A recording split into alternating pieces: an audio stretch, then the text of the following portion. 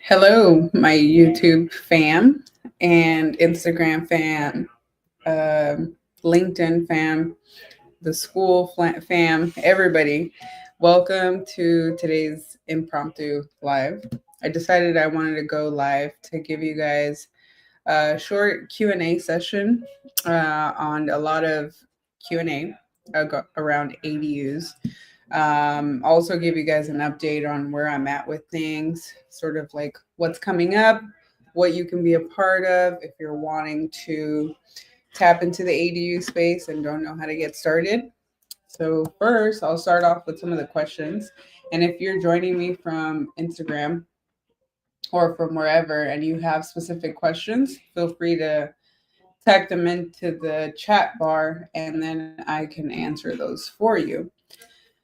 So I do have a list of questions that have been asked, and I just wanted to start off with those. So let me pull those up really quick.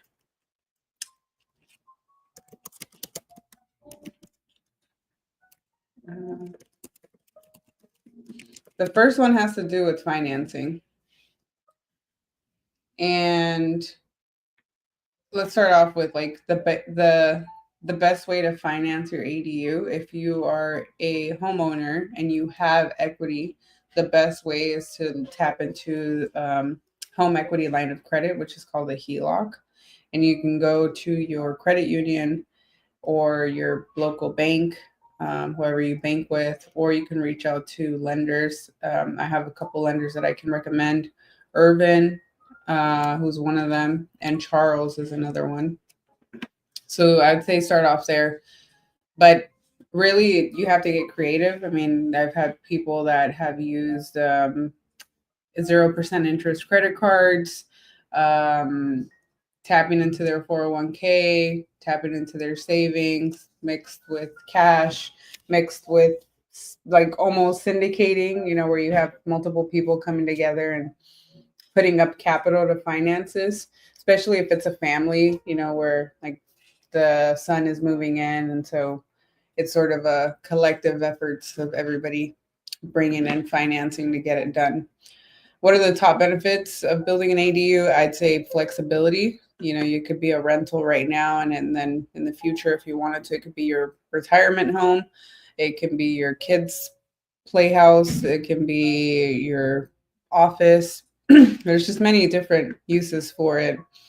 How do local zoning laws and regulations influence the size? So they don't influence it a whole lot, at least in California, because the state law has sort of set that in place, as far as like the height minimum requirements, the setbacks, the size of it. And so the state has already sort of done that for you. Now, at a local level, you may run into situations where they have a little bit tighter restrictions, but that doesn't mean that you can't build one. You just have to kind of follow their rules, sort of like you would in a condo, in an association type. How can ADU strategies improve rental incomes and long-term returns on investment for multifamily property owners? Good one. I would say doing like yearly leases so that you can increase the rent every year. So you want to treat this ADU as you would to any of your other units. One of the things that we do for the property management company that I work with at True Door is we do yearly leases and we increase the rent every single year, which is why we do them yearly. Aside from that, we do 2 annual inspections. That also helps us get a good gauge on the condition of the property and how to adjust rents accordingly. So if an ADU is renting for 15 to 1800 right now today in this market, we sort of run a whole rental analysis next year around the same time and look at what are rents a year from now and then make those adjustments. So it can be $150 increase all the way up to 300. It really depends, unless you live in an area where there's rent control. What are the most common challenges in managing an ADU as midterm rentals? And how can property owners overcome it? So whether you're doing midterm or long term, who you have as part of your team is really going to help you navigate through these challenges, because management, whether it's short term or long term, is not an easy thing. And it is a full time job having to manage people and places, right? You're having to maintain and upkeep a property, especially in the midterm rental space. You're more of a host than an actual landlord just charging rent every month. You're a lot more involved. There's a lot more turnover. So you got to make sure you have solid relationships with your cleaning company, with your contractors, with your handyman. Having good, reliable people is number one. Number two is having a system and a process. So if something happens where you need maintenance, or a tenant is having an issue at one of your stays, one of their stays, one of your properties, then you need to have something in writing for your team that they know how to follow. And typically that comes through experience, that comes from working with the same people over and over. Shout out to my team, Vianney, who helps me.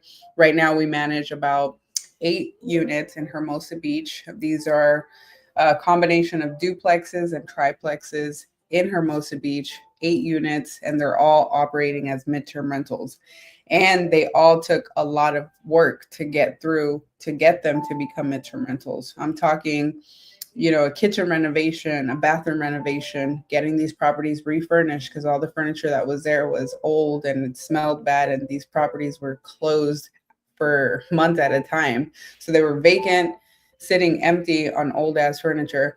We had to revamp the whole thing.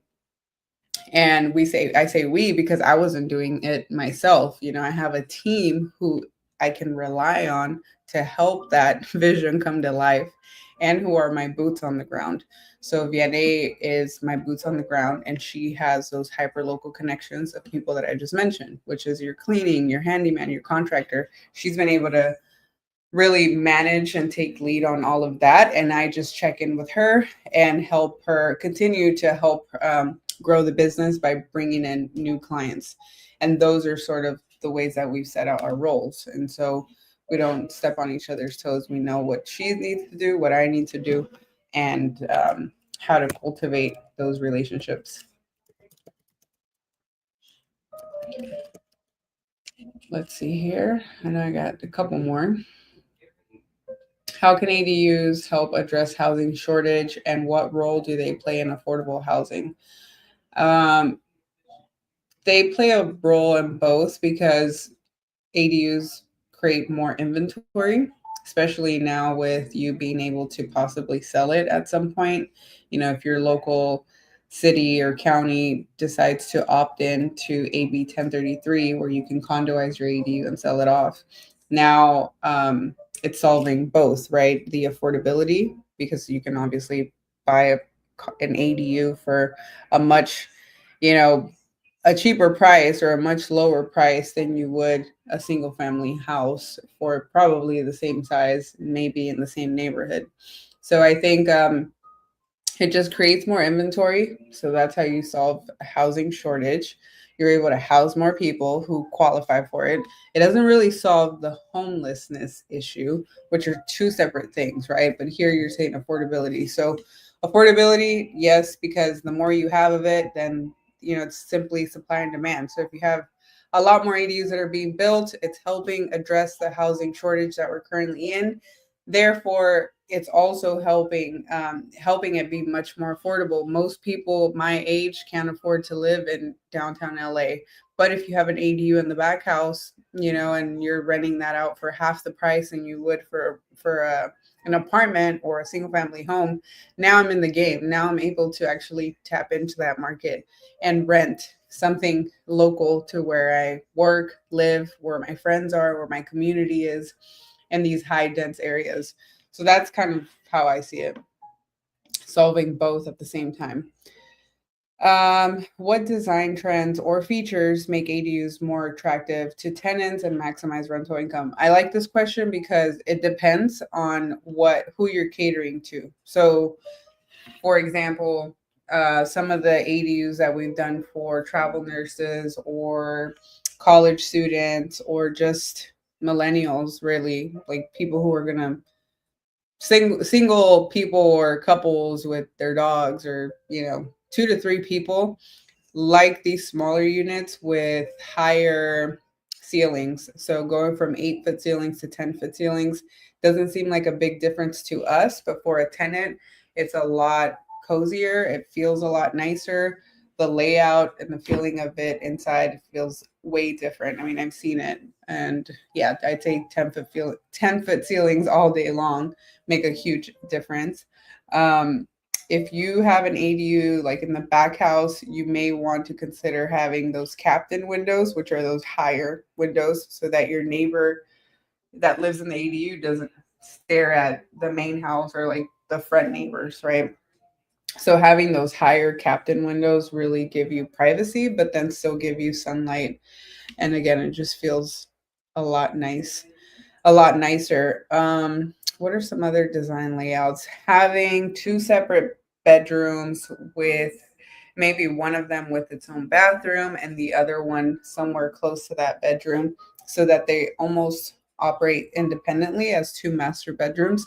That layout always seems to help, especially for people, college students, who are sort of sharing space there.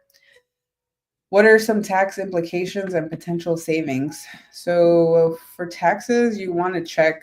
I think rule of thumb is like 1.5% or 1.2% of the blended assessment, which means whatever you added to your property. Ooh, that is what will be reassessed, and therefore that's what you're going to be taxed on. So if you build a garage conversion that's going to be 300K, or that's too much actually for a garage, let's say 150 for a garage conversion, that's how much you spent to convert the garage, then you're going to be taxed on 150,000, and usually rule of thumb is 1.2% of that. How do utilities and infrastructure like water, sewage, and electricity need to be adapted when building an ADU? So everything should be separate. I think that's the best way, especially if it's going to be a rental. But for sure, your main water and sewer must be independent from the main house. And if you're going to rent it out, might as well make the power and gas independent from the main house as well. And you can do that by adding sub meters for those two. But definitely think about it as like its own unit, right? So keep it that way. What steps can homeowners take to ensure their ADU complies with state and local building codes? I mean, you really won't get past the permitting process if you don't meet these requirements.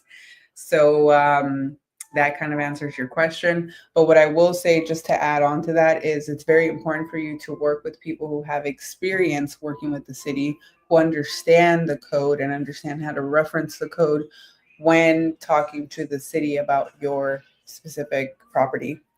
And that will save you a lot of time and money in getting it through the line and get those permits approved.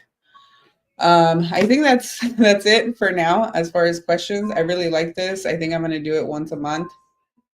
I go over a lot of things like this in my ADU play community in school. If you're not part of it, you should consider joining. It's a free community. We have general discussions like this every month. And we also have different tabs where you can, let's say you're renting out an ADU, you can go on there and share it. If you're looking for a tenant, if you want to just share your journey and your story, you can also do that.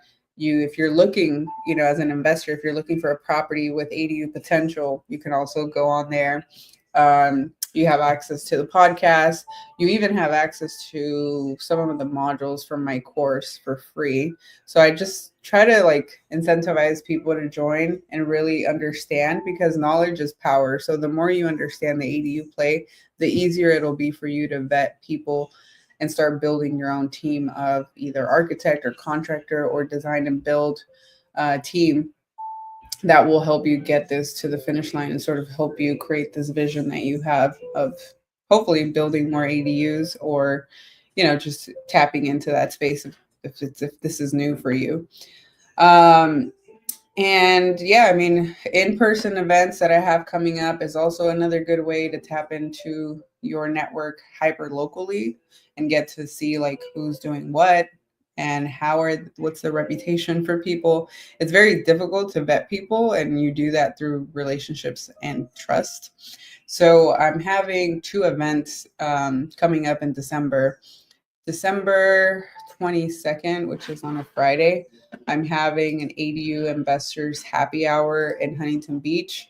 That's open to investors and anyone in the ADU space, whether you're an architect, contractor, even if you're somebody who's not in any of the above and you just want to come hang out with a whole bunch of realtor investors and ADU advocate people, come and hang out, and support and shake hands, meet with like-minded people. When people get together in spaces like that, that's when deals really happen. That's when you create opportunity and you're not expecting the market to sort of dictate how your business is going to go, which is one of the main reasons why I do it. And I've been doing it for the last 3-4 years, and that's been working. I mean, I've been able to really grow my network in a way that I just wouldn't be able to. If it wasn't for the podcasting and the networking events, I just wouldn't have the solid network that I have now, and the knowledge and the connections, and just the outcome would have been way different. So I'm just kind of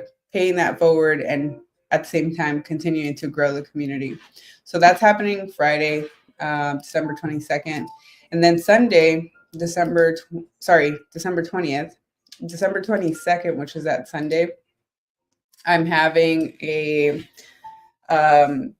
multifamily ADU tour, MTR tour in Hermosa Beach. So those 8 units that I was talking about that we've now completely furnished, and those are now ready to go for midterm rentals, we're going to be showcasing those.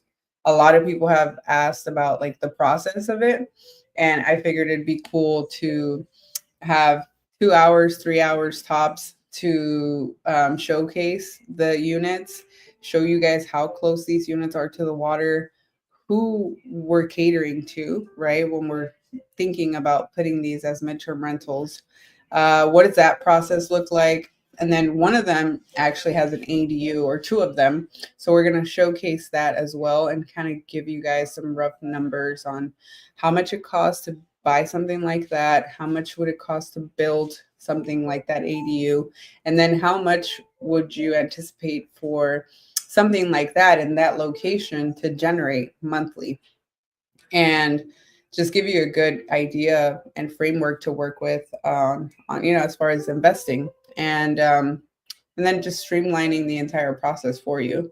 So if you have thoughts of joining, feel free to reach out to me. I will, let me see if I can add the Eventbrite links here. So here's the happy hour one.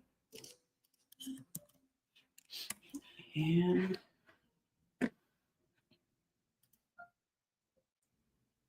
then let me go back. And also, I think I have like 15 spots left for that one. And then for the Hermosa Beach tour, we have about 10 spots left for that one as well. That one's going to be a lot more intimate. So make sure you guys RSVP for that one. And that's it for now, guys. I mean, these are the last 2 events for the year. Looking forward to it. I have a lot more exciting shit coming up first quarter, but we'll leave it there because I think this is enough for now. And yeah, we'll see you guys on the next one. Peace out.